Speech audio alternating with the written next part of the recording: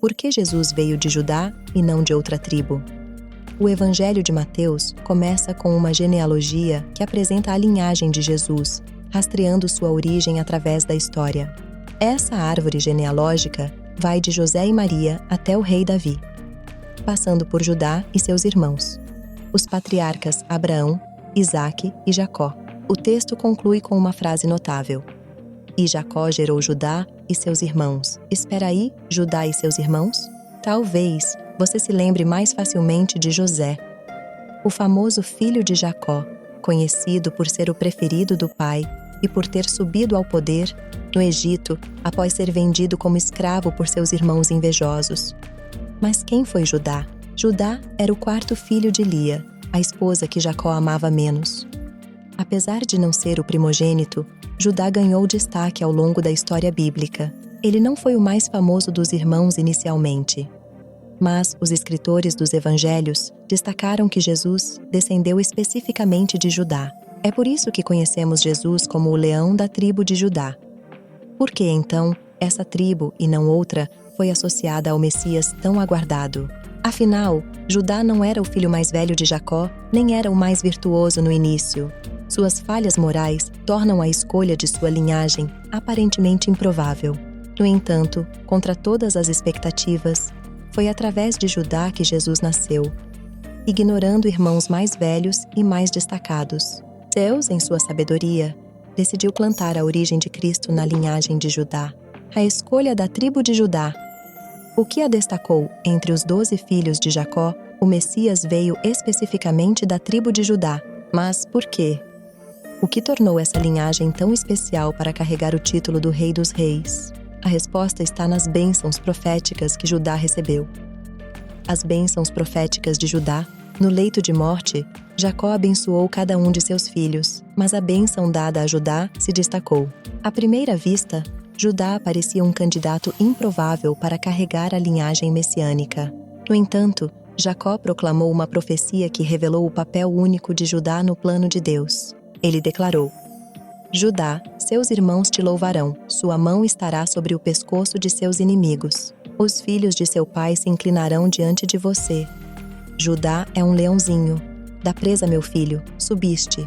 Ele se agacha e se deita como um leão, e como uma leoa, quem ousará despertá-lo?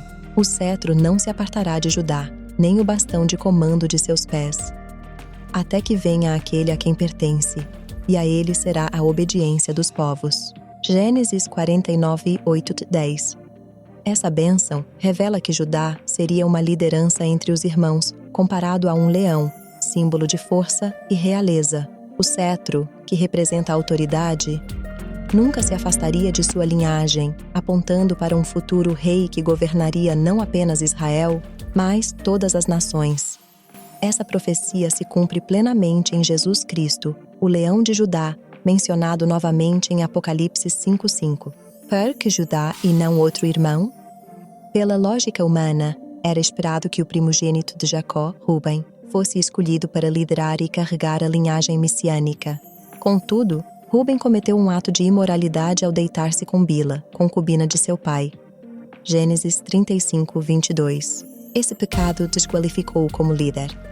Os próximos na linha de sucessão, Simeão e Levi, também se mostraram indignos.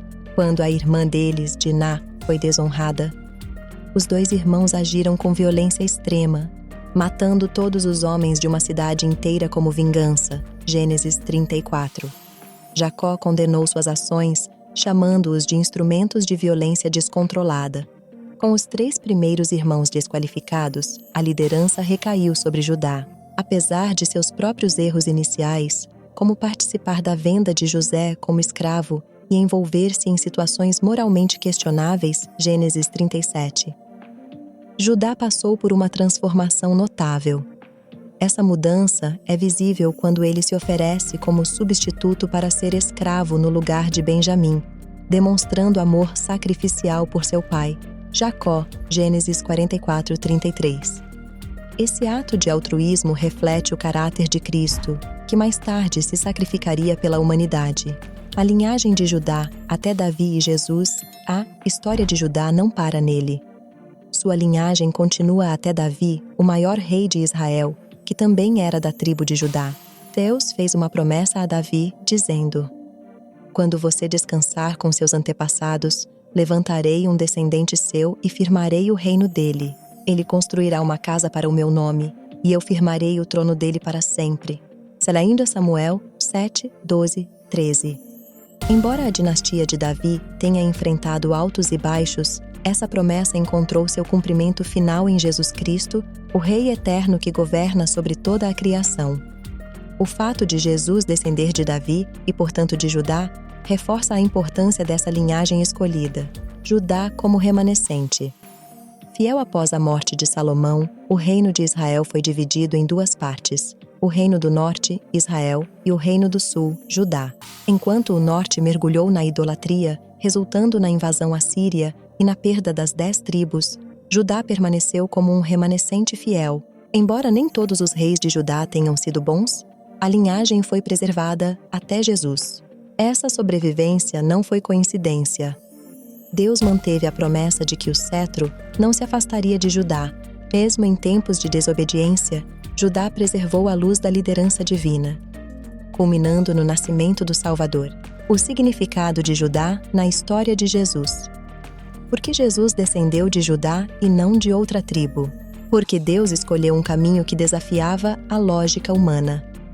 Ele escolheu uma linhagem marcada por erros e redenção, para demonstrar sua graça e poder.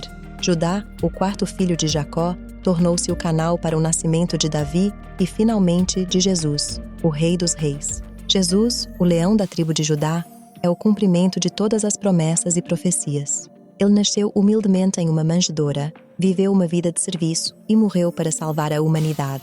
Por meio de sua morte e ressurreição, ele estabeleceu um reino eterno, cumprindo a promessa de um trono que jamais será removido.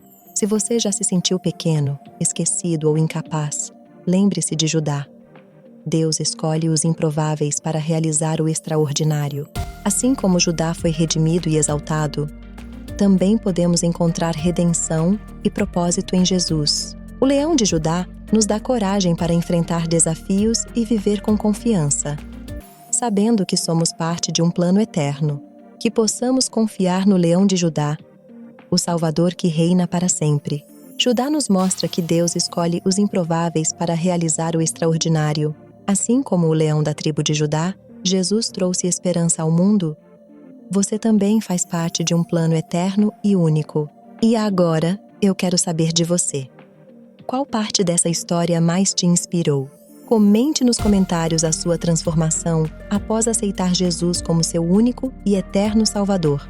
Vamos conversar sobre como Deus transforma vidas. Assista ao próximo vídeo, que aparecerá na tela final, e veja mais histórias incríveis e reflexões profundas que vão fortalecer sua fé. Deus abençoe o seu dia e nos vemos no próximo vídeo.